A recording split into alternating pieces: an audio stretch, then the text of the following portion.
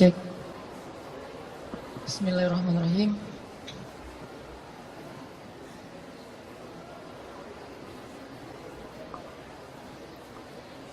Assalamualaikum warahmatullahi wabarakatuh.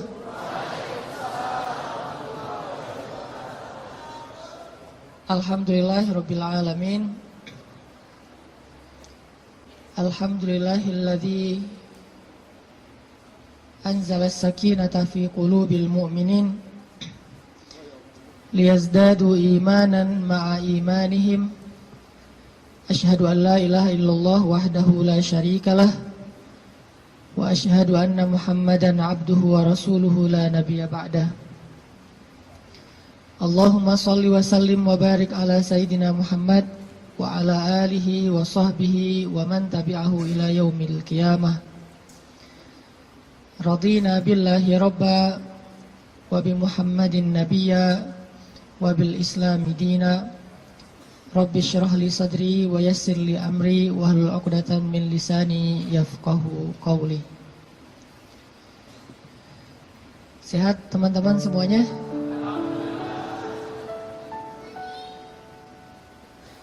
Kapan insyaallah? Akad maksudnya? Boleh saya tanya dulu, siapa yang baru nikah?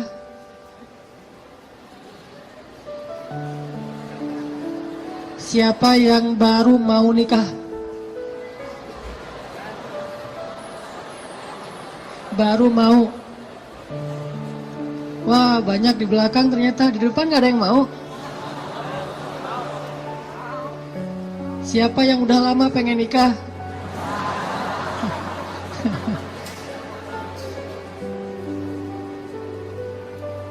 Kalau nikah tuh jangan kepengen ya. Langsung datang aja, ditolak datang lagi, ditolak datang lagi. Kayak Julaibib, pantang menyerah. Kita hari ini bahas apa? Jangan salah fokus. Fokusnya tuh kalau di kamera yang otomatis itu adalah wajah ya. Jadi kan ada tuh kalau kita foto langsung nyari wajah. Kalau orangnya geser, fokusnya geser. Jadi dia nggak pernah gagal. Nggak mungkin dia fokus ke wajah tiba-tiba ngambil sepatu gitu. Sepatunya pink misalnya. Nggak mungkin kan? Artinya hari ini kita bahas tentang fokus dalam mencari cinta. Fokus dalam mencari cinta. Salah fokus dalam mencari cinta itu mungkin maksudnya adalah kalau kita mencari cinta itu mungkin buat mencari kesenangan dunia saja. Coba kita belajar mencari cinta itu untuk ngedapatin akhirat. Menurut saya itu lebih true love, lebih endless love.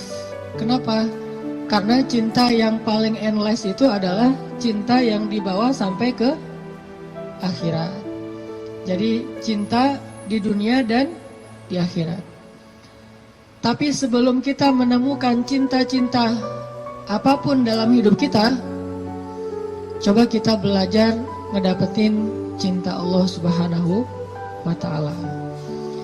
Karena Allah lah yang pemilik segala cinta.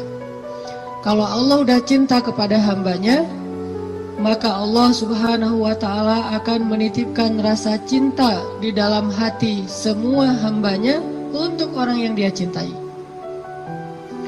Kalau Allah cinta sama kita, Allah akan titipkan rasa cinta kepada semua makhluk agar mencintai kita. Tapi kalau Allah nggak cinta kepada seseorang, Allah cabut rasa cinta dari semua makhluk, sehingga nggak ada yang mencintai kita kecuali karena hawa nafsu. Jadi kalau kita pengen ngedapetin cinta sejati, cintailah dulu dan raih pula cinta pemilik hati, yaitu Allah Subhanahu wa ta'ala. Jadi hari ini kita akan coba bahas tentang jangan salah fokus dalam mencari cinta. Oke, saya akan angkat kisah cinta Nabi Musa alaihissalam. Ada di surat apa teman-teman? Kisah cinta Nabi Musa. Nabi Musa pernah jatuh cinta? Pernah, kepada istrinya. Tahu nggak cerita Nabi Musa ketika pertama ketemu sama pasangannya, sama istrinya? Pernah baca kisah itu? Coba buka surat Al-Qasas, surat 28. Itu kisah cinta Nabi Musa alaihissalam. Surat Al-Qasas, surat Al-Qasas, surat 28 ayat 22. Coba buka aplikasi Al-Qurannya. Surat Al-Qasas, surat 28 ayat 22. Saya akan baca dari ayat 22 sampai ayat 28.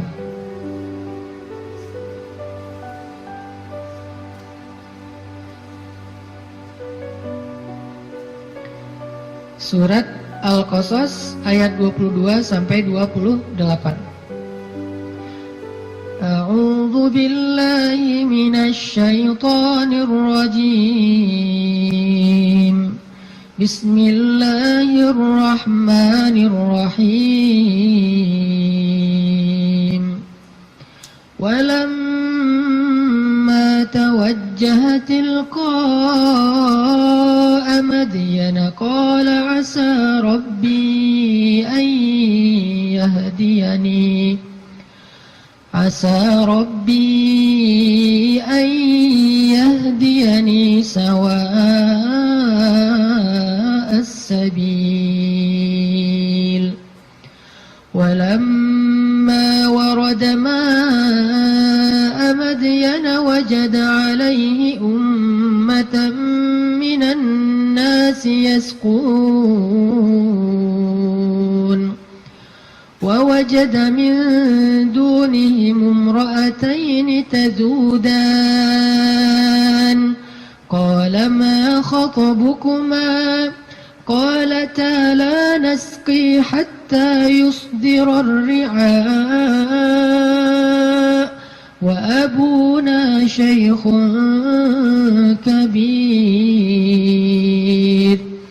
فسقى لهما ثم تولى إلى الظل فقال رب إني لما أنزلت إلي من خير فقير فجاءته إحداهما تمشي على استحياء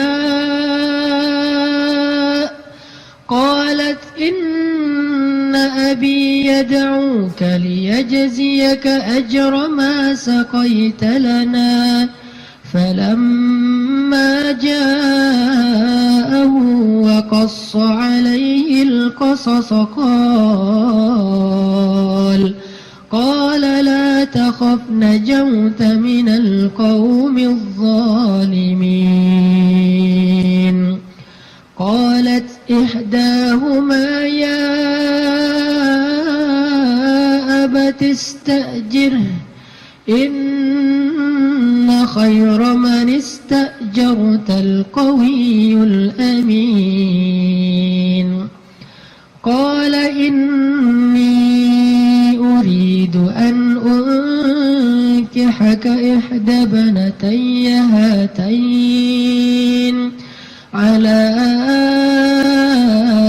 أن تأجرني 8 حجج فإن أتممت 10 فمن عندك وما أريد أن أشق عليك ستجدني إن شاء الله من الصالحين قال ذلك بيني وبينك أيما الأجلين الأجلين قضيت فلا عدوان علي والله على ما نقول وكيل.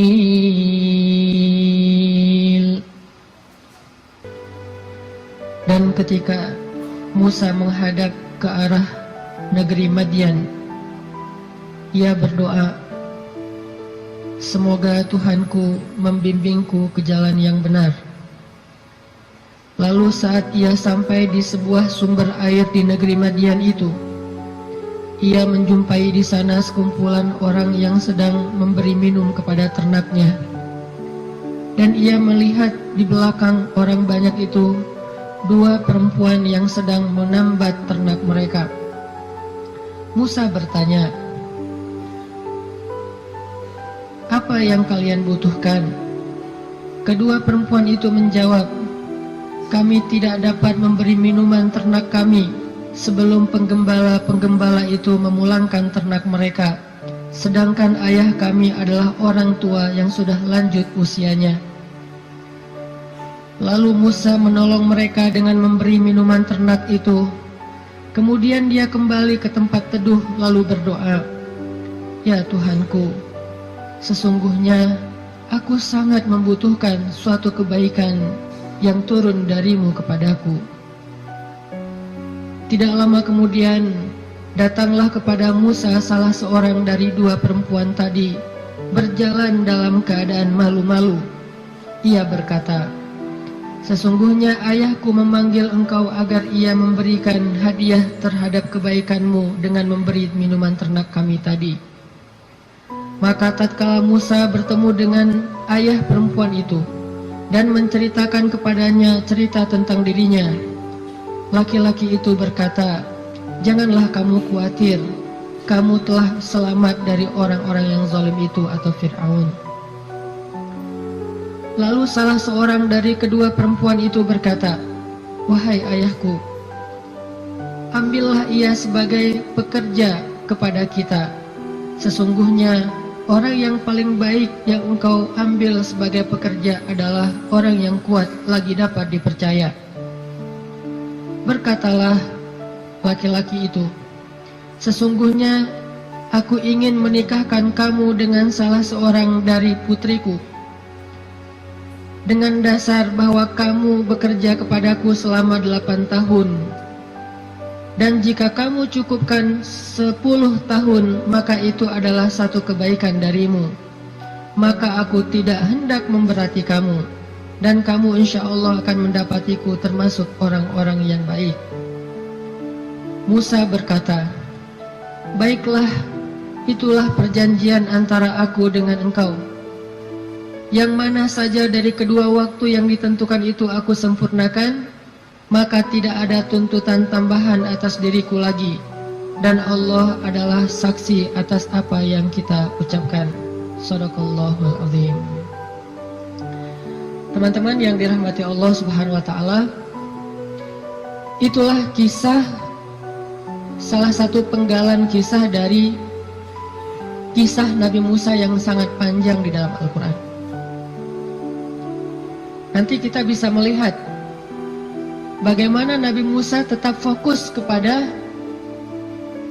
cita-citanya, tetap fokus kepada keinginannya, tetap fokus kepada himmah, azam, apa yang selama ini dicari oleh Nabi Musa alaihissalam. Walaupun adegan hidupnya berubah-ubah.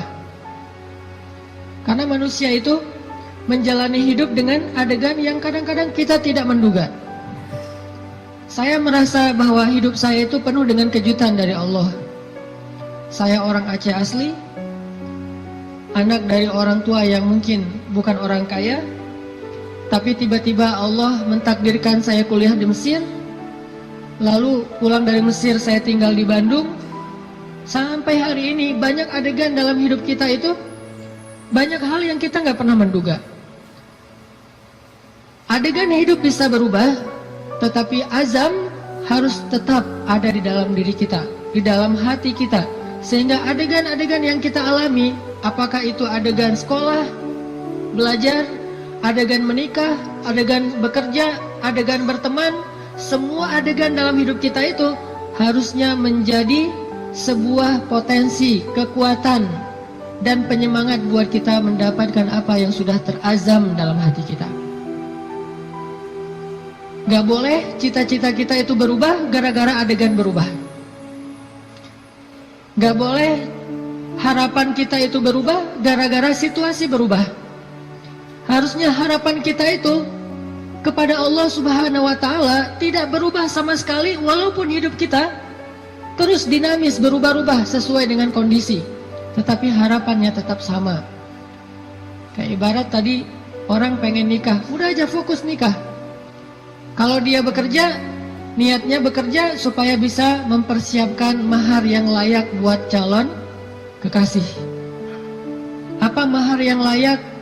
Minimal mah 1 miliar, 1 villa, ya, mobil Alphard. Setuju yang di belakang?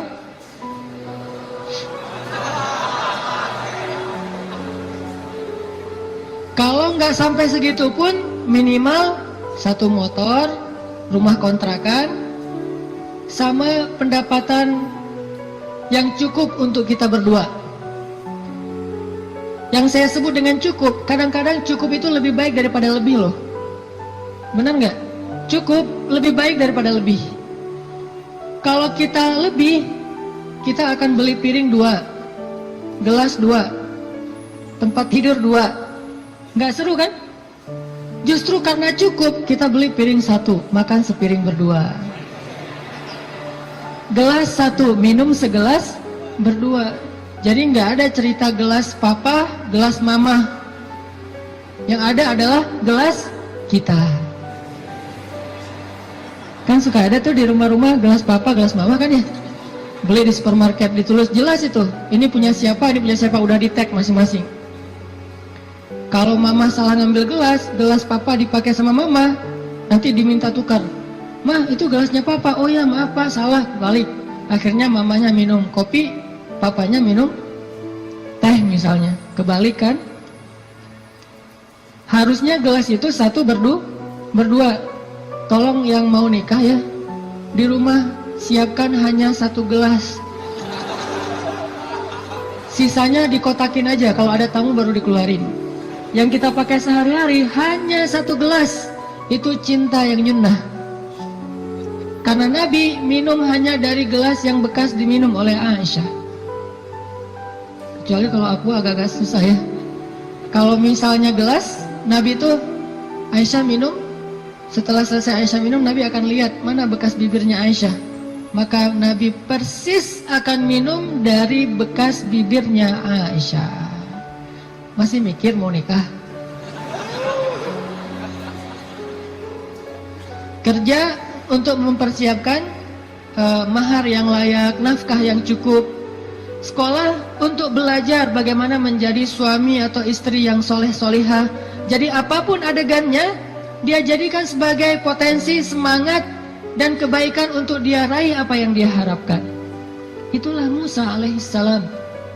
Dia punya sebuah azam, dia punya sebuah cita-cita, ingin membebaskan Bani Israel dari perbudakannya Fir'aun, ingin melakukan revolusi di negeri Mesir, ingin mengajarkan kepada Bani Israel la ilaha illallah, ingin mengajarkan kepada Bani Israel agama Yahudi. Sehingga adegan dia menikah pun, dia mencari seorang perempuan yang bisa mendukung dakwahnya. Jadi dia bukan mencari seorang perempuan yang hanya dia senangi saja, bukan mencari seorang calon istri yang hanya ngeklik doang tuh di hatinya. Tapi dia mencari calon istri, selain ngeklik di hatinya, calon istri ini juga bisa melengkapi dia, menyempurnakan dia, dan menolong dia dalam segala urusan dakwah di jalan Allah Subhanahu wa Ta'ala. Ini namanya fokus. Jadi salah satu yang ditanya itu adalah, mungkin di antara CV yang perlu diketahui, siap nggak kalau ternyata suaminya ini aktivis dakwah? Siap nggak kalau suaminya ini misalnya harus aktif berdakwah, kadang-kadang berkorban dengan harta keluarga untuk kepentingan dakwah? Seperti Rasulullah SAW berdakwah didukung oleh Khadijah. Sungguh kalau tidak ada Khadijah, kayaknya dakwah Nabi itu juga bakalan banyak sekali masalah. Untung Allah Subhanahu wa Ta'ala memberikan pendukung pertama buat Rasulullah, justru yang berasal dari rumahnya sendiri, kekasih sejatinya Rasulullah, yaitu Khadijah. Sehingga ketika Nabi berdakwah, yang mendukung dakwahnya Nabi itu justru Khadijah. Bayangin kalau Nabi berdakwah, justru yang memusuhi dakwah Nabi adalah istrinya sendiri, itu berat banget. Kayak Nabi Lut dan Nabi Nuh alaihissalam. Itu yang paling berat. Makanya kalau kita tadi baca di dalam surat Al-Qasas, kisah dakwah, kisah cintanya Nabi Musa alaihissalam dimulai dari kalimat yang ada di ayat 22, Asa Rabbi ayyahdiyani sawa as-sabil. Semoga Tuhanku akan membimbingku ke jalan yang lurus. Artinya Nabi Musa itu berserah diri kepada Allah. Ya Allah, kalau engkau pertemukan saya kepada seorang calon istri saya, pertemukanlah dengan seorang perempuan yang membuat saya tetap di jalanmu. Kalau engkau memberi saya pekerjaan dan rezeki, berilah saya pekerjaan yang membuat saya tetap di jalanmu. Kalau engkau memberikan saya teman dan sahabat, berikanlah saya sahabat dan teman yang membuat saya tetap di jalanmu. Intinya, sawa asbil, ihdinas siratal mustaqim. Itu fokusnya Nabi Musa. Gak pengen gara-gara cinta, akhirnya keluar dari sawa as-sabil. Gara-gara perasaan, akhirnya keluar dari siratal mustaqim. Ini fokusnya Nabi Musa. Cinta anugerah dari Allah, tapi jangan sampai anugerah itu menjauhkan kita justru dari pemberinya. Ini fokus Nabi Musa. Asa Rabbi ayyahdiyani sawa as-sabil. Jadi kalau saya nanti ketemu keluarga baru, mudah-mudahan keluarga itu keluarga yang bisa membantu saya untuk terus berada di sawa as-sabil. Kalau saya ketemu calon suami, mudah-mudahan suami itu yang membimbing saya, waj'alna lil muttaqina imama, membimbing saya tetap di sawa as-sabil, di jalan yang Allah ridhoi. Ini fokus. Dan kalau kita fokus di sawa as-sabil, gak usah khawatir, Allah punya banyak rencana baik untuk kita. Wa yamkurun wa yamkurullah, wallahu khairul makirin. Siapapun boleh punya rencana untuk menghalangi kita, tapi Allah adalah sebaik-baik pembuat rencana. Udah ikutin aja sawa as-sabil. Fokus di jalan yang lurus. Sawa itu bahasa lainnya istiwa. Atau dalam bahasa Arab kadang-kadang orang Arab suka nyebut dengan istilah khatul istiwa. Terus jadi bahasa Indonesia katulistiwa. Itu bahasa Arab. Katulistiwa itu dari kalimat khatul istiwa. Khat artinya garis, istiwa artinya lurus, garis lurus. Katulis, karena kita nggak bisa bilang kha jadinya ka. Khadijah jadinya Khadijah. Sama kayak misalnya orang Sunda nggak bisa bilang ain jadinya e. Ketika Nabi SAW manggil Aisyah, panggilan Aisyah siapa? Aish. Sampai di Sunda jadinya Eis. Itu bahasa Arab. Aish jadinya Eis. Jadi Eis itu aslinya Eisah. Aisyah. Tetaplah di sawa as-sabil, tetaplah di jalan Allah yang lurus. Nggak usah berbelok, nggak usah keluar dari garis itu. Kalau udah terlanjur keluar, buru-buru balik. Karena Allah cuma memberikan jaminan kebaikan bagi orang yang tetap berada di sawa as-sabil. Kalau dia keluar dari situ, Allah sudah tidak menjamin apapun. Kalau kita pengen hidup kita dijamin sama Allah, nggak bakalan kecewa, dikasih banyak kejutan, surprise yang luar biasa. Gampang sebetulnya caranya, tetaplah di sawa as-sabil, nggak usah melenceng. Kalau kita udah tetap di sawa as-sabil, tunggu aja, terus berjalan. Di setiap beberapa titik nanti kita akan temukan Allah menyediakan surprise buat kita, sebagaimana Allah sediakan untuk Musa alaihissalam. Sawa as-sabil, Musa berjalan dari Mesir ke Yordania. Yordania waktu itu masih dinamai dengan istilah Madian, sekarang jadi Yordania. jalan ke Madian, ke Yordania. Dan Musa tidak punya bekal sama sekali. Musa pelarian dari Mesir gara-gara nggak sengaja dorong orang mati kan? Jadi ceritanya di Mesir ada laki-laki Bani Israel bertengkar dengan laki-laki Kipti. Kipti itu Egyptian, orang asli Mesir. Waktu itu yang salah orang Kipti, sombong dan menghina laki-laki Bani Israel, mencurangi dia. Akhirnya protes nih, ribut. Datang Musa, tanya, ada apa ini? Diceritakan masalahnya. Akhirnya Musa mengingatkan laki-laki Kipti dengan cara mendorong, kamu jangan gitu, mati. Cuma digituin doang gitu, bayangin Musa. Ini jawara Mesir ya, Musa.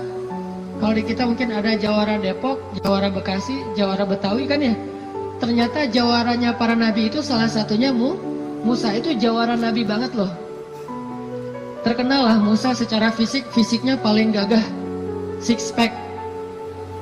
Pokoknya fisik Musa itu paling ideal aja. Sampai Bani Israel cemburu sama fisik Musa. Saking cemburunya Bani Israel kepada fisik Musa, akhirnya mereka ngejelek-jelekin Musa. Tahu nggak kenapa Musa selalu pakai bajunya tertutup?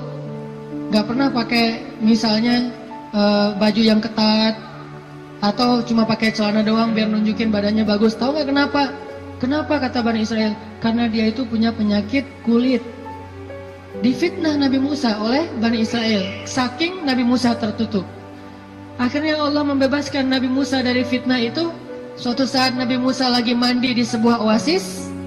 Dia naruh bajunya di atas batu. Dia hanya mandi pakai celana. Dan itu bukan aurat bagi laki-laki. Karena badannya bukan aurat, perut bukan aurat. Dia mandi nih. Begitu selesai mandi, mau ngambil baju, ternyata batunya udah pindah. Nabi Musa ambil kayak semacam galah gitu, dia tarik bajunya pakai galah. Pas dia mau narik bajunya pakai galah, batunya lari, membawa kabur bajumu Musa. Itu disebutin di akhir surat Al-Ahzab loh. Ini bukan dongeng, kisah Al-Quran. Walaupun kisahnya pendek, tapi ditafsirkan oleh hadis Nabi. Batunya lari tuh, bawa kabur bajunya Nabi Musa. Sehingga Nabi Musa ngejar-ngejar batu itu sambil mengatakan, hajar, thawbi, hajar, thawbi, hajar. Baju saya dibawa lari batu. Kan susah kan, baju batu, baju batu. Nabi Musa ngejar-ngejar, bajunya dibawa lari sama batu. Kemana batu itu lari bawa baju Nabi Musa? Ke tempat-tempat orang Bani Israel ngumpul. Cari mana skatepark, dia ke skatepark. Skateparknya Bani Israel. Jadi anak-anak Bani Israel lagi main skate gitu. Batu lari, wah dijadikan obstacle gitu, wah ngetrik gitu ya.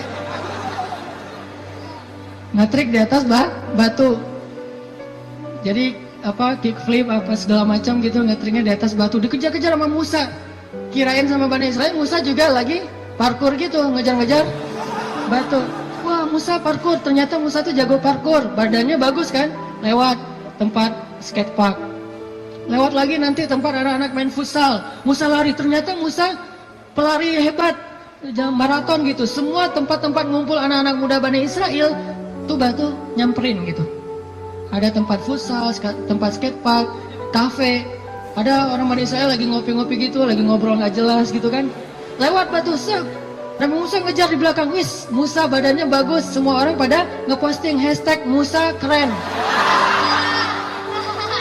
Viral aja.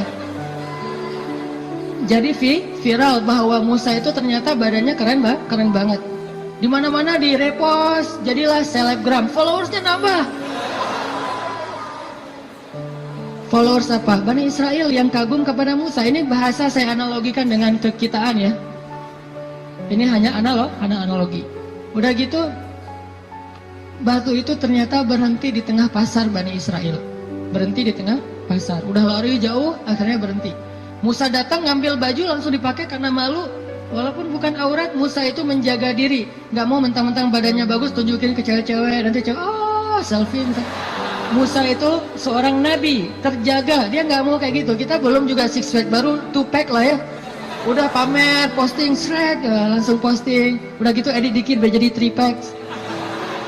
Musa udah six pack masih ngejaga biar orang-orang tidak jadi fitnah pakai bajunya. Habis pakai baju karena marah sama batu, Akhirnya dipukul tuh batu sama Musa sampai batu itu retak. Bayangin, batu gede loh. Ada yang pernah pukul batu retak? Batu bata kali ya.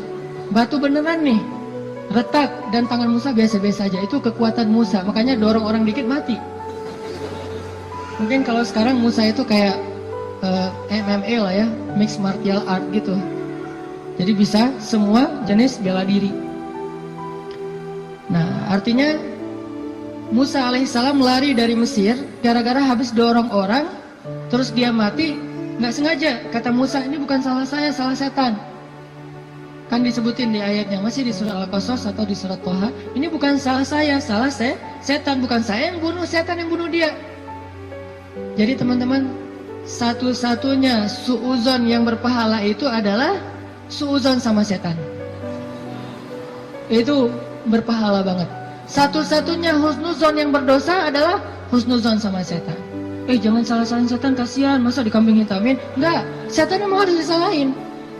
Jadi kalau ada apa-apa nih gara-gara setan nih, misalnya, aduh, auzubillahi minasyaitonirrajim gitu kan? Bahasa zikirnya gara-gara setan apa? Kalau bahasa sehari-hari, nih setan nih kerjaannya nih. Kalau bahasa zikirnya, auzubillahi minasyaitonirrajim. Nggak masalah. Jangan sembarangan nuduh setan buat jahat atau makar. Buktikan dulu gitu kan ya? Nggak, setan memang boleh disuuzonin. Satu-satunya makhluk yang boleh. Lari dari Mesir.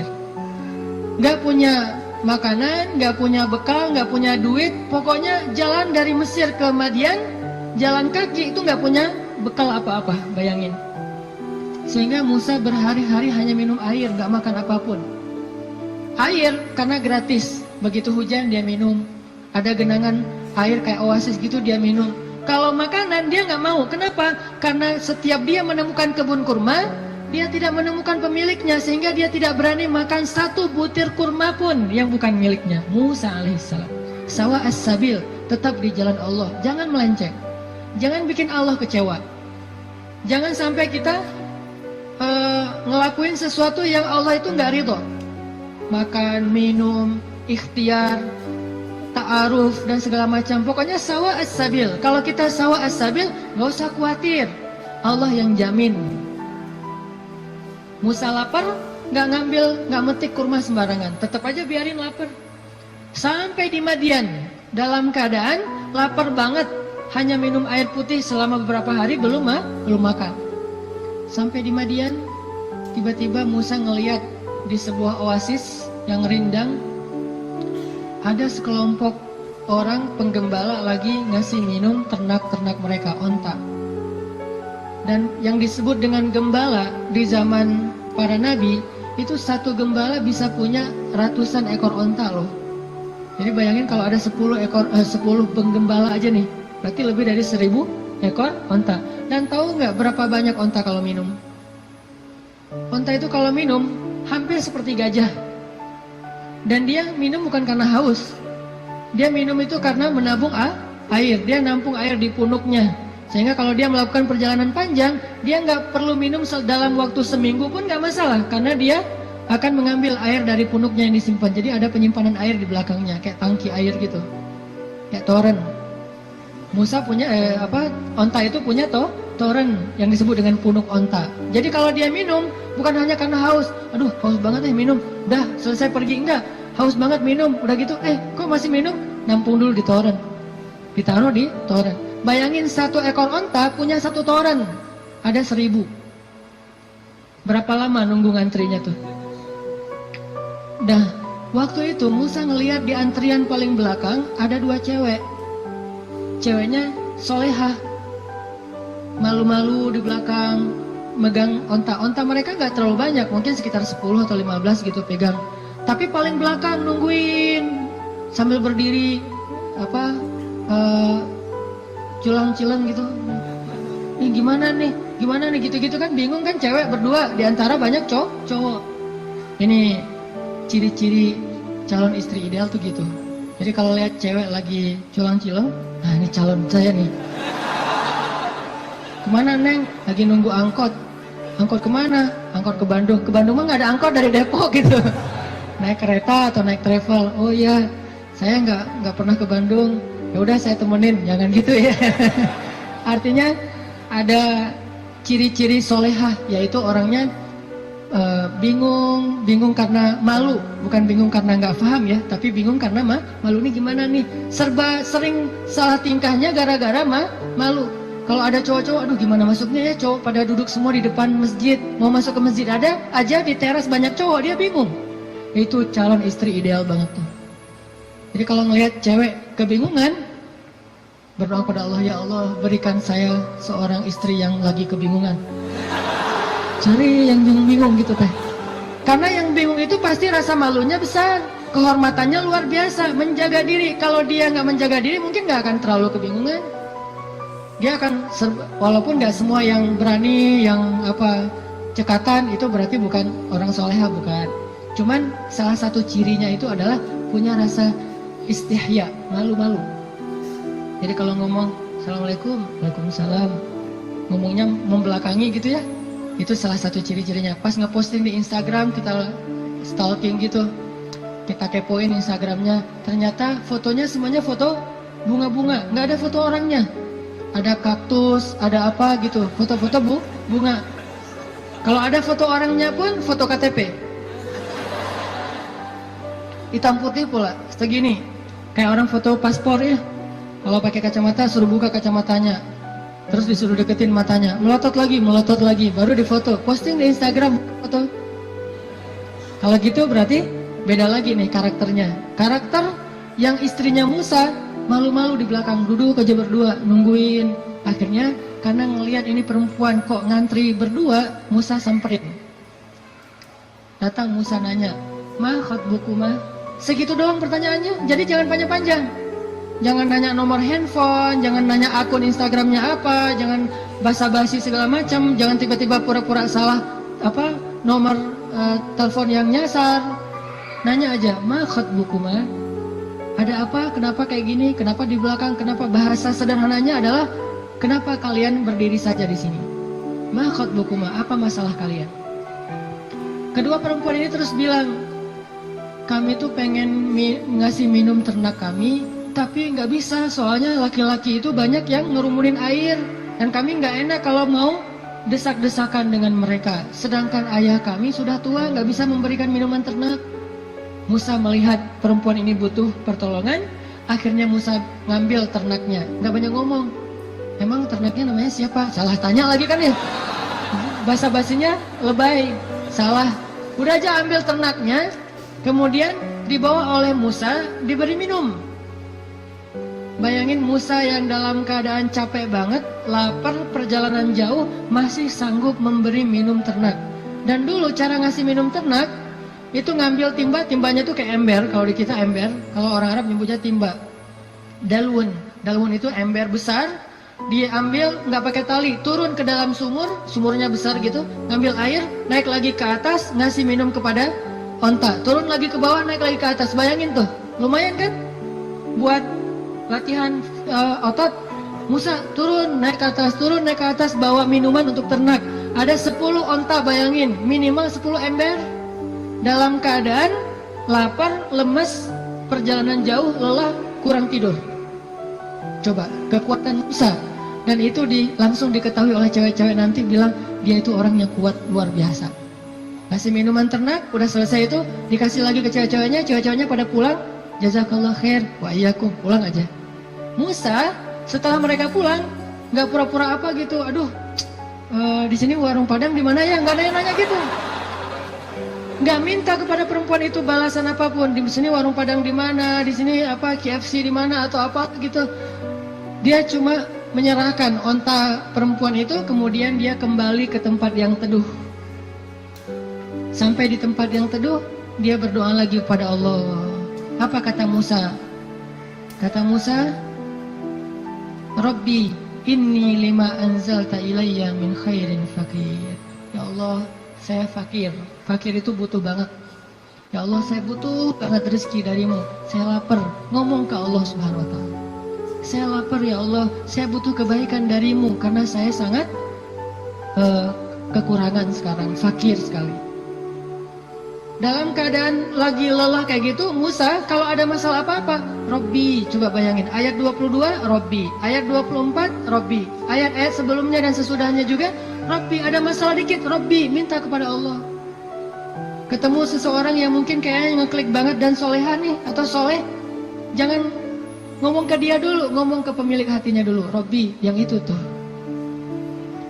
Nanti Allah tiba-tiba ngeklik hatinya, udah jalan, balik lagi ke belakang. Ada apa kan?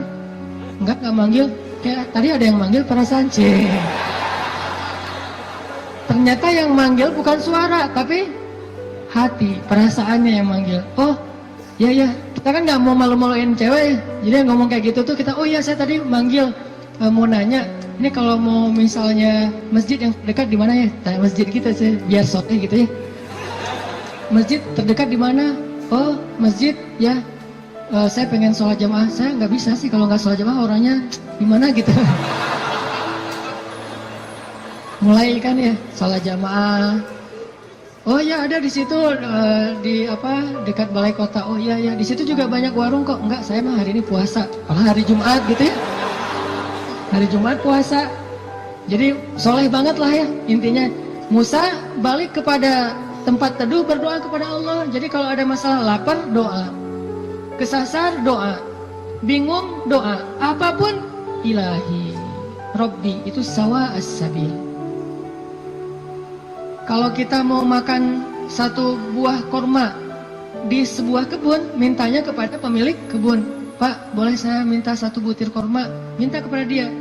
Tapi kalau kita lapar, minta kepada Allah. Allah itu pemilik alam semesta. Bukan cuma satu kebun kurma, tetapi langit dan bumi milik Allah. Minta kepada pemiliknya. Robbi. Baru setelah itu ikhtiar kepada makhluk. Awalnya ikhtiar ke langit, baru kemudian ikhtiar di bumi. Jadi, teman-teman, pesan moral pertama adalah kalau kita pengen ditolong oleh Allah, kalau kita pengen Allah kasih banyak kejutan, kalau kita pengen hidup kita itu penuh dengan kebaikan,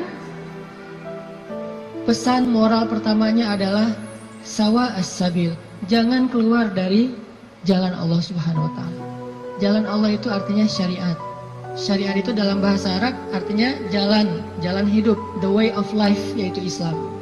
Jangan keluar dari jalan Allah. Tetap aja di situ. Pasti Allah kasih. Kalau pengen pas kita berjalan tiba-tiba ada kejutan dari langit, sawa as-sabil, tetap di situ, jangan kecewain Allah. Jangan sampai Allah Subhanahu wa taala ngelihat kita ngeposting sesuatu yang Allah nggak suka. Bayangin kalau Allah udah unfollow, semua akan unfollow. Tiba-tiba akun kita jadi kosong, nggak ada followers. Apa arti Allah unfollow? Bara'atum minallah. Awal surat At-Taubah. Allah berlepas tangan. Berlepas tangan bahasa sosmednya unfollow. Lebih parah lagi kalau Allah sudah ngeblok. Khatamallahu ala qulubihim. Udah unfollow, diblok pula. Jadi kita japri nggak masuk, contrengnya cuma satu, udah diblok. Kita telepon, dialihkan ke nomor yang lain. Kita DM nggak masuk juga, artinya kita diblok. Request nggak di respon. Artinya jangan sampai Allah ngelihat postingan kita yang keluar dari apa yang Allah izinkan, sehingga akhirnya Allah nanti unfollow kita, ngeblok kita, menjauh dari kita, berpaling dari kita. Siapa lagi yang bisa menolong kita setelah Allah? Ini pesan moral pertama tuh, tetap sawa as-sabil. Apapun masalah kita, dalam pekerjaan, gimana pun sulit, jangan sampai kita melanggar. Jangan sampai kita pakai jalan pintas. Jodoh juga gitu, gimana pun sulit, jangan pakai jalan pintas.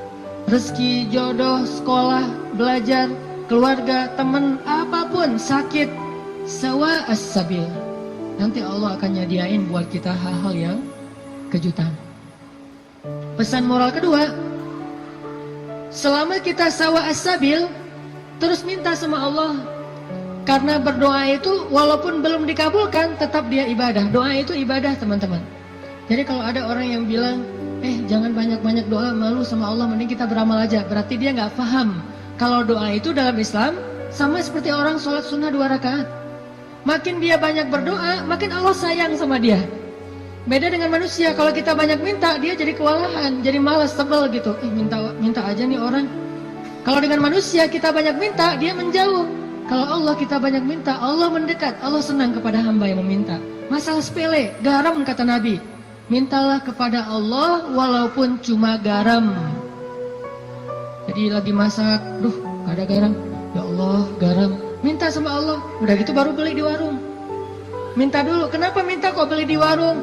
Karena bisa jadi kalau kita hanya membeli garam di warung lalu kita masak, kita tidak dapat pahala doa.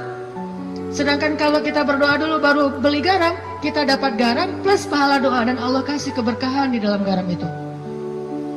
Siapa tahu pas lagi datang ke warung beli garam, yang nungguin warung si Neng, bukan emaknya ya. Mau beli garam, oh kenapa masak kurang garam ya?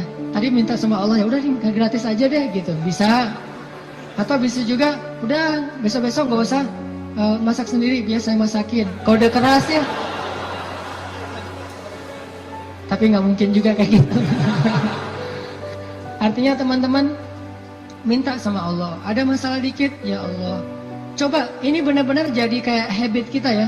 Ya Allah itu jadi habit, ya Allah, ya Allah. Dikit-dikit, ya Allah, dikit-dikit, ya Allah. Dan Allah tuh senang banget digituin. Gak repot sama sekali. Walaupun Allah itu sibuk, tapi Allah nggak repot. Kulla yawmin huwa fi sya'n, fabi'ayyi ala'i rabbikuma tukadziban. Setiap hari Allah itu sibuk. Arti sibuk, sibuk memberikan apa yang diminta oleh hamba-hambanya. Sibuk mengurus hambanya. Emang Allah senang kok ngurus kita. Jadi kalau kita minta ke Allah itu Allah kayak, ada apa hambaku senang gitu. Bayangin. Walaupun gak tepat, tapi Allah lebih senang. Walaupun analogi ini gak tepat, tapi kurang lebih bisa kita bayangin. Allah itu lebih senang kepada hambanya yang meminta kepadanya daripada seorang pelayan di sebuah restoran, di sebuah kafe, yang ketika kita minta sesuatu dia tersenyum, dia ada apa-apa langsung nyatet, langsung dikirim ordernya. Allah lebih senang dari itu. Dan salah satu di antara Nabi yang paling suka berdoa kepada Allah itu siapa teman-teman? Nabi Ibrahim. Allah menyebutkan Ibrahim itu Inna Ibrahim la'awwahun halim. Awwahun. Awwah itu bukan awah ya. Awah itu beda ya. Kalau awah justru enggak. Kalau awah mau. Awwahun artinya da'a, suka berdoa. Ibrahim itu ada masalah dikit, ya Rabbi, doa. Makanya Allah banyak ngasih kejutan buat Ibrahim. Dengan istri pertamanya Sarah, dengan istri keduanya Hajar, dengan anak pertamanya Ismail, dengan anak keduanya Ishak, dengan cucunya Yakub, dengan cicitnya Yusuf. Banyak Allah kasih kejutan buat Ibrahim. Kenapa? Karena Ibrahim sawa as-sabil dan da'a, selalu berada di jalan Allah dan selalu minta sama Allah. Allah itu cemburu kalau kita minta kepada makhluk duluan sebelum Allah. Cemburu kalau kita nyebut nama makhluk duluan sebelum Allah. Cemburu kalau kita berterima kasih kepada makhluk duluan sebelum bersyukur kepada Allah. Allah itu cemburu dan Allah layak untuk cemburu. Sehingga kalau kita minta ke Allah duluan, Allah senang banget. Ya Allah, saya lagi kayak gini, sebutin, baru ikhtiar. Jadi sehari-hari itu jadikan habit kita itu da'a, dikit-dikit Rabbi, Ilahi, Ya Allah, Ya Tuhanku, gitu. Sehingga Musa pas lagi perjalanan dari Mesir ke Madian, Rabbi, asa ayyahdiyani sawa as-sabil, beri saya jalan yang lurus. Pas sampai di Madian, Rabbi, ini bima anzaltani min khairin faqir. Ya Allah, saya butuh sekali rezeki, saya udah lapar, udah berhari-hari gak makan. Tiba-tiba datanglah kejutan yang ditunggu-tunggu Musa. Salah satu dari dua cewek tadi yang ngasih minuman ternak, datang lagi nih. Datangnya gimana disebut di ayat 25? Faja'athu ihdahuma tamshi 'ala istihya. Datanglah salah satu dari dua perempuan itu berjalan dalam keadaan malu-malu. Tak gitu. Sampai dalam Islam ada kode. Kalau cewek ditanya pendapatnya setuju apa enggak dilamar oleh seorang perempuan, maka jawaban iyanya seorang perempuan itu adalah diam. Sedangkan laki-laki kalau diam berarti enggak. Kalau perempuan kalau diam berarti ya. Kalau dia, oh berarti itu ya, husnuzon aja. Jadi kalau nanya, Neng gimana mau sama saya? Dia belum sempat mikir, oh berarti mau ya. Kan diam tadi teh. Jadi diam seorang perempuan kata Nabi adalah ridho. Diamnya adalah ridho. Karena kalau dia tidak ridho, dia mungkin akan merespon dengan bahasa-bahasa yang baik. Atau bahasanya bukan diam, pasrah. Saya ikut aja gimana emak sama abah gitu. Ini berarti ridho. Bukan berarti dia, kamu kok gitu sih sama aku, kamu nggak sayang, nggak cinta dan segala macam gitu. Dia mah nggak akan ngomong kayak gitu. Dia diam atau dia bilang ya udah ikut aja, berarti dia ridho. Itu sifat perempuan yang sebenarnya. Pada dirinya itu ada malu. Dan malu, by the way teman-teman, pada diri perempuan adalah mahkota. Makin besar rasa malunya, makin tinggi nilainya. Makin besar rasa malunya, makin besar mahkota yang dia pakai. Jadilah dia seorang putri. Makin besar, jadilah dia seorang ratu. Mahkotanya perempuan yang solihah adalah istihya, punya sifat malu-malu, nggak pakai in. Malu-malu aja, malu-malu, kemana-mana malu, malu. Itu mahkotanya perempuan. Walaupun bukan berarti ketika yang ada perempuan nggak malu dia berani gitu, nggak punya mahkota, bukan. Ini hanya salah satunya. Dan tetap itu kebaikan. Kalau dia nggak terlalu besar dominan dengan sifat malu, mungkin dia dominan dengan sifat yang lain. Tapi yang jelas sifat malu ini kebaikan. Kata Nabi, kalau tidak punya malu, maka seseorang akan lakukan apa yang dia suka. Berarti malu itu sebagian dari kehormatan. Malu itu sebagian dari harga diri. Sehingga kalau orang udah nggak punya sifat malu, maka dia kehilangan harga diri dan kehormatan, dia akan lakukan apapun yang dia suka. Jadi malu anugerah dari Allah untuk perempuan. Aisyah pemalu. Saking pemalunya Aisyah, kalau lagi malu wajahnya kemerah-merahan, pink. Pink dalam bahasa Arab humairo. Pink itu humairo. Aisyah itu kalau lagi malu pink wajahnya. Sehingga kalau Nabi melihat wajah Aisyah pink, humairo, Nabi senang melihat Aisyah, oh Aisyah lagi malu, Aisyah lagi senang, Aisyah lagi tersipu-sipu, sehingga wajahnya menjadi pink. Aisyah itu seorang perempuan yang sangat pemalu, sama dengan Maryam, sama dengan Khadijah, sama dengan Fatimah, perempuan yang sangat pemalu. Coba teman-teman renungkan kisah gimana pemalunya Aisyah.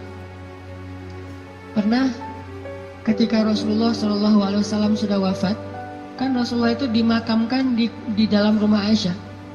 Soalnya SOP para nabi, mereka dimakamkan di tempat mereka wafat, nggak boleh dipindahkan. Itu udah jadi SOP-nya para nabi itu.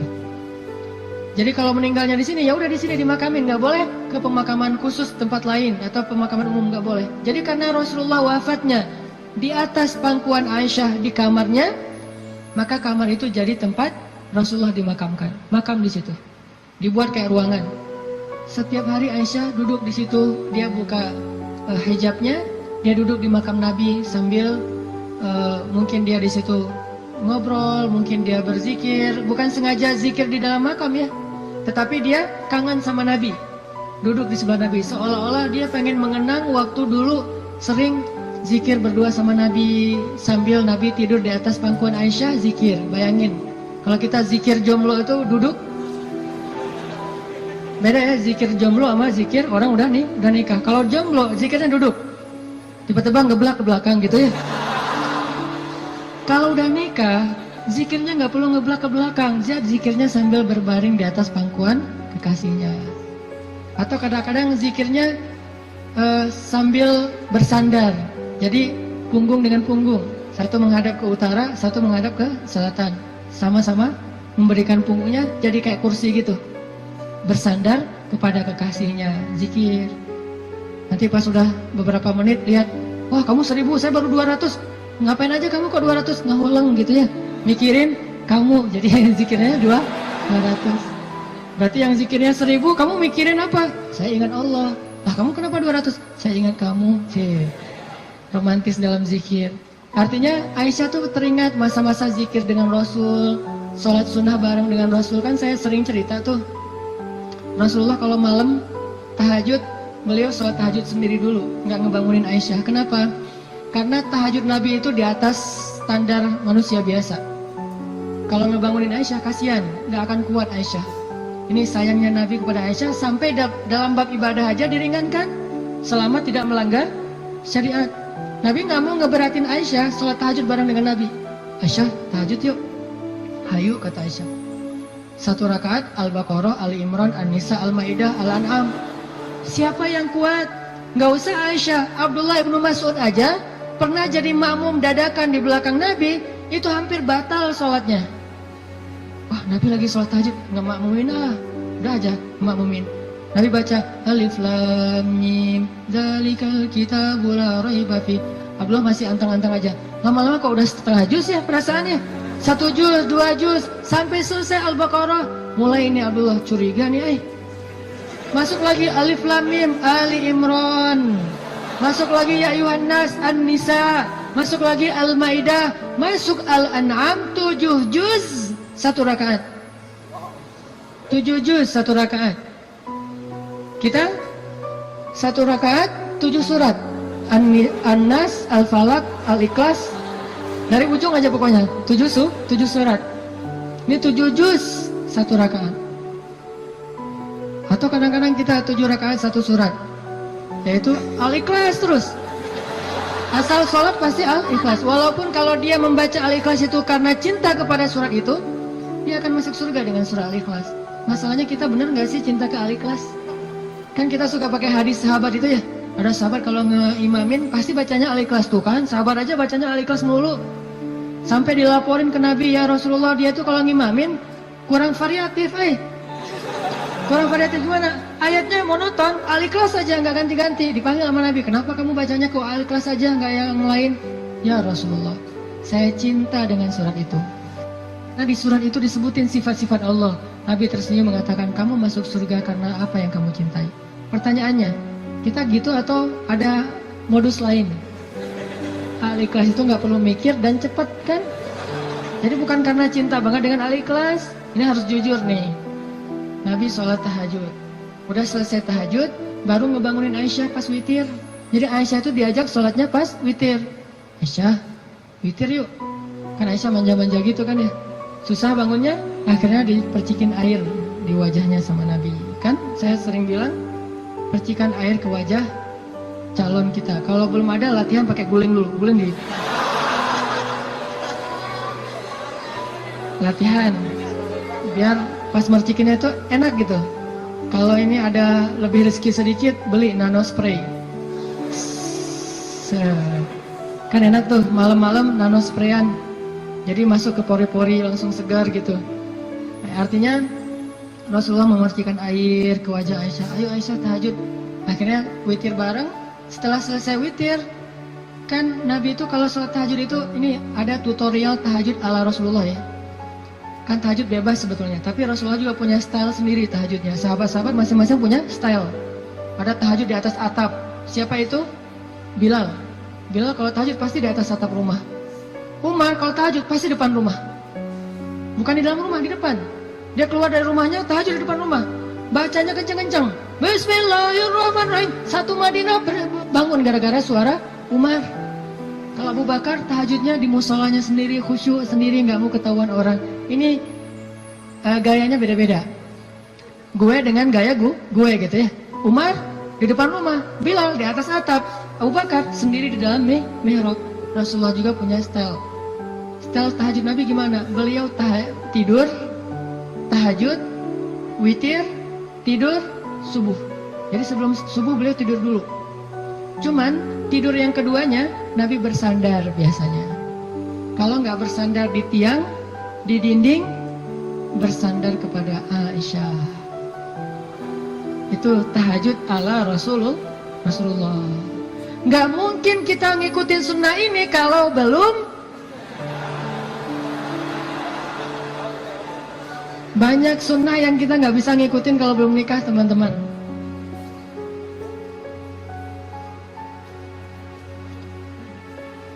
Ya, waktu jam 11.25. Sebentar lagi ya, 5 menit aja lagi.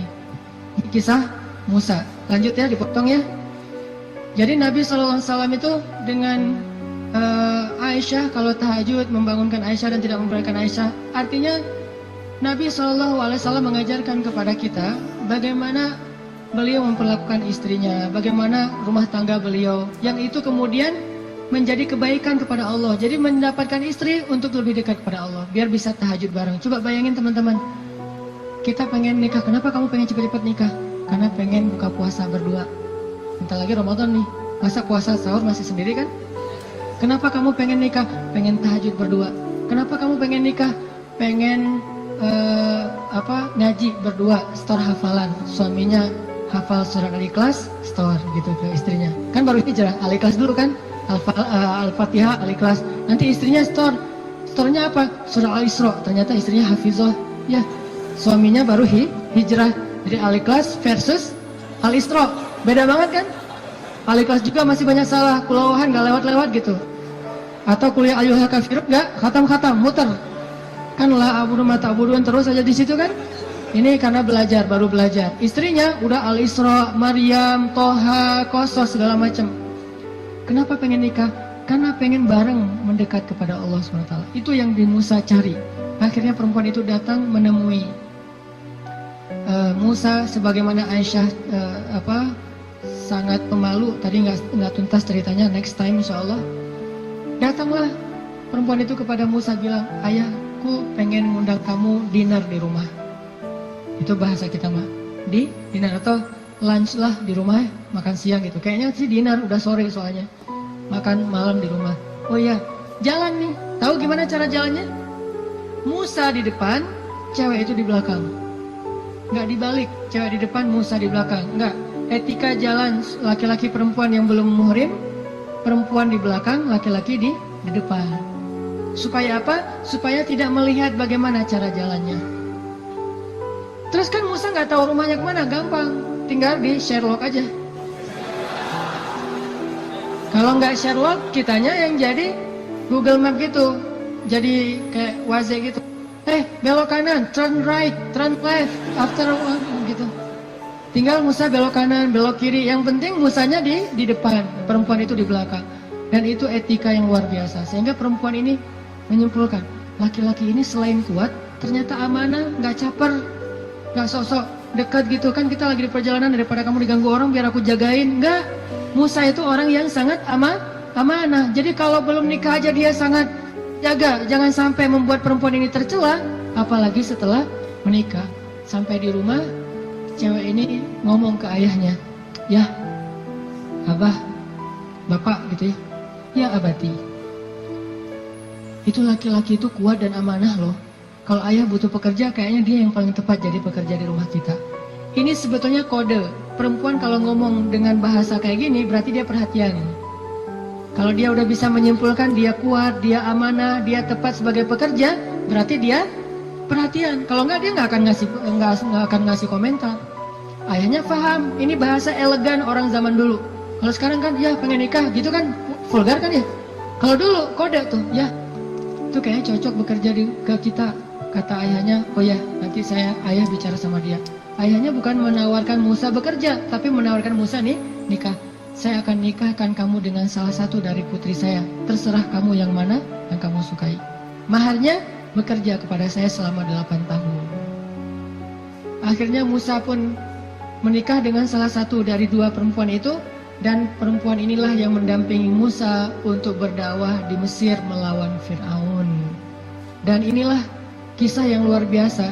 Nabi Musa mencari cinta itu untuk lebih dekat kepada pemilik cinta. Nabi Musa mencari cinta makhluk agar bisa mendapatkan cinta Allah Subhanahu wa Ta'ala. Bukan justru ketika ngedapetin cinta makhluk kehilangan cinta Allah. Ini namanya fokus. Teman-teman, pesan moral ketiga berarti adalah apa? Setelah sawa as-sabil, banyak berdoa. Yang ketiga adalah jadilah seseorang yang menyempurnakan hubungan kita dengan Allah dengan cara menikah. Itu maksud Nabi. Setengah dari agama itu adalah setelah kita menikah, kita sempurnakan. Gimana sempurna? Tadi tuh, tilawah sendiri jadi tilawah berdua. Buka puasa sendiri jadi buka puasa berdua. Tahajud sendiri jadi tahajud berdua. Bahkan ada ibadah yang kita bisa dapetin setelah menikah yang nggak mungkin didapetin kalau orang belum menikah. Ibadahnya simple. Ngapain? Goler, tidur di atas sofa sambil ngelihat istri kita rempong lalu lalang, itu pahala. Jadi gini aja. Itu sholat sunnah loh. Kalau yang belum nikah hanya bisa mendapatkan pahala itu dengan cara berwudu, sholat sunnah 2 rakaat. Yang udah nikah nggak perlu berwudu, nggak perlu sholat sunnah pun tetap dapat pahala sholat sunnah. Dengan cara apa? Pandangan suami kepada istrinya yang penuh kasih sayang, bagi dia adalah pahala ibadah. Jadi cuma ngelihat doang ibadah, tersenyum ibadah, kecup di keningnya. Bayangin, Nabi itu habis berwudu mengecup Aisyah. Bisakah kita melakukan itu kalau belum menikah? Ngecup apa? Habis wudu, cium Aisyah ke masjid. Wudu, cium Aisyah. Ini salah satu dalil dari mazhab yang mengatakan sentuhan suami istri tidak membatalkan wudu. Walaupun nanti ada dalil yang mazhab yang lain, Allahu a'lam. Ini mazhab. Tapi Nabi beberapa kali habis berwudu kecup Aisyah ke masjid. Wudu kecup Aisyah. Jadi kalau udah Nabi wudu, Aisyah udah siap-siap tuh. Para istri, kalau suaminya lagi berwudu, maka siap-siaplah kalian, karena sebentar lagi dia akan ke masjid dan lupa mengecup gitu. Biasanya kalau habis wudu, Nabi itu ngecup istrinya, dikecup di keningnya atau di pipinya ke masjid, kecup kening pipi ke masjid. Itu sunnah pahala yang tidak didapatkan kecuali dengan menikah. Setengah dari agama itu ada di dalam pernikahan, sisanya ada dalam status jomblo. Setengah-setengah lah ya. Jadi kalau mau utuh, pernah mengalami masa jomblo yang berat gitu, derita jomblo kifarat dosa kan ya. Setelah itu nanti mendapatkan setengahnya lagi setelah saya terima nikahnya Fulanah binti Fulan dan seterusnya. Itu teman-teman, maaf nggak tuntas cerita musanya. Insya Allah nanti dilanjutkan di kesempatan yang lain, bisa lewat streaming mungkin atau dalam kesempatan-kesempatan yang lainnya. Barakallah. Assalamualaikum warahmatullahi wabarakatuh. Ya teman-teman, kita tutup dengan doa bersama-sama. A'udzu billahi minasy syaithanir rajim. Bismillahirrahmanirrahim. Alhamdulillahi rabbil alamin. Hamdan yuwafi ni'amahu wa yukafi'u mazidah. Ya Rabbana lakal hamdu kama yanbaghi li jalali wajhikal karim wa 'azimi sultanik. Allahumma salli wa sallim wa barik ala sayyidina Muhammad wa ala alihi wa sahbihi ajma'in. Allahumma ighfir lana dhunubana. Allahumma ighfir lana dhunubana. Allahumma ighfir lana dhunubana wa liwalidayna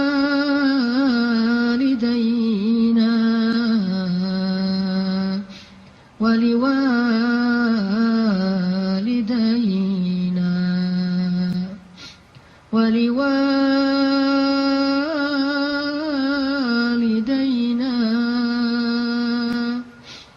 wa liwalidayna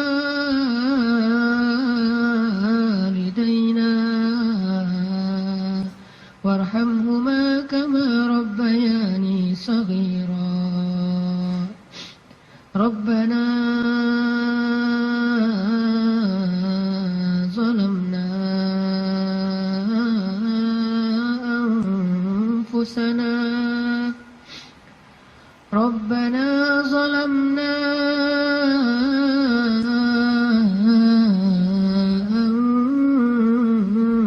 anfusana. Rabbana zalamna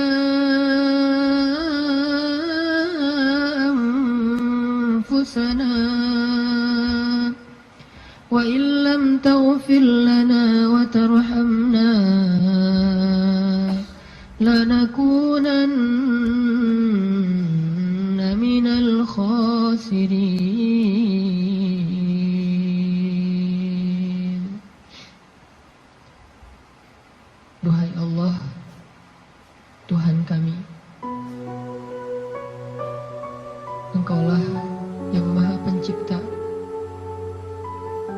Engkaulah yang maha kuasa,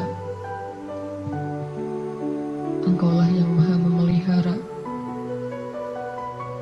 Duhai Allah, pemilik langit dan bumi, semua yang ada, semua ini hanyalah milik-Mu ya Allah. Engkau yang maha kaya, sedangkan kami fakir di hadapan-Mu ya Allah.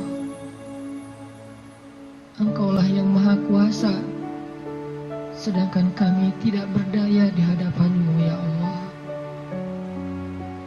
Engkau yang maha tinggi, Engkau yang maha mulia, sedangkan kami rendah dan hina di hadapan-Mu ya Allah. Engkau maha baik, sedang kami banyak dosa ya Allah. Engkau yang maha mencukupkan segala kebutuhan, sedangkan kami kurang tanpa-Mu dan butuh Engkau ya Allah. Engkau yang maha indah, Engkau yang maha terpuji, Engkau yang maha bijaksana, Engkau yang maha tahu, sedangkan kami bodoh, tidak tahu apapun ya Allah. Ilahana, ajarkan kami iman, beri kami hidayah ya Allah. Jika Engkau memberikan kepada kami dunia dan seisinya, tetapi Engkau tidak memberikan iman, sungguh kami menjadi orang yang rugi. Tetapi jika Engkau beri kami iman, walaupun tidak Engkau berikan dunia dan apapun juga selainnya, pasti kami menjadi orang yang bahagia. Beri kami iman sebelum dunia ya Allah. Beri kami iman sebelum harta ya Allah. Beri kami iman sebelum cinta makhluk ya Allah. Beri kami iman sebelum keluarga ya Allah. Beri kami iman sebelum ilmu ya Allah. Beri kami iman sebelum segala sesuatu dalam urusan dunia ya Allah. Karena tanpa iman, dunia hanyalah menjadi jalan kehancuran bagi kami. Tapi dengan iman, dunia menjadi anugerah dan kebaikan untuk kami. Ilahana, beri kami iman, beri kami hidayah, tetapkanlah iman di dalam hati kami sampai akhir hayat kami ya Allah. Ajarkan kami iman di dalam setiap majelis-majelis ilmu ya Allah. Ajarkan kami iman dalam setiap ruku dan sujud ibadah kami. Ajarkan kami iman dalam setiap ketentuan takdir-Mu ya Allah. Engkaulah yang maha bijaksana. Ilmu-Mu meliputi yang gaib dan yang syahadah. Engkau yang sebaik-baik mengajarkan sesuatu kepada hamba-Mu. Ajarkan kami iman ya Allah, yang tidak bisa diajarkan oleh siapapun setelah Engkau ya Allah. Ilahana, jadikanlah majelis kami ini majelis yang menambah iman di dalam hati kami, bukan hanya menambah wawasan di dalam pikiran kami. Yang setelah kami bubar dari majelis ini, kami kembali kepada tempat kami masing-masing. Kami membawa pulang hadiah iman. Iman bertambah setiap hari ya Allah. Ilahana, ampuni dosa kami ya Allah. Dosa-dosa di masa lalu kami ya Allah. Ampuni dosa kedua orang tua kami ya Allah. Ampuni dosa kami ya Allah. Kalau dulu kami sering meninggalkan sholat kepada-Mu ya Allah. Ampuni dosa kami ya Allah. Kalau dulu kami banyak berbuat maksiat, dosa besar kepada-Mu ya Allah. Ampuni dosa kami ya Allah. Kalau kami dulu durhaka kepada orang tua kami ya Allah. Ampuni dosa kami. Janganlah Engkau biarkan kami kembali kepada-Mu dengan membawa dosa-dosa besar ya Allah. Beri kami husnul khatimah, di mana ketika kami kembali kepada-Mu, kami datang dengan amal ibadah dan Engkau ridho kepada kami. Ampuni dosa kedua orang tua kami ya Allah. Sayangi ayah bunda kami ya Allah. Sayangi mereka seperti sayangnya mereka kepada kami, bahkan lebih dari itu ya Allah. Jika keduanya telah wafat, Lapangkan kuburnya ya Allah. Jadikanlah kubur mereka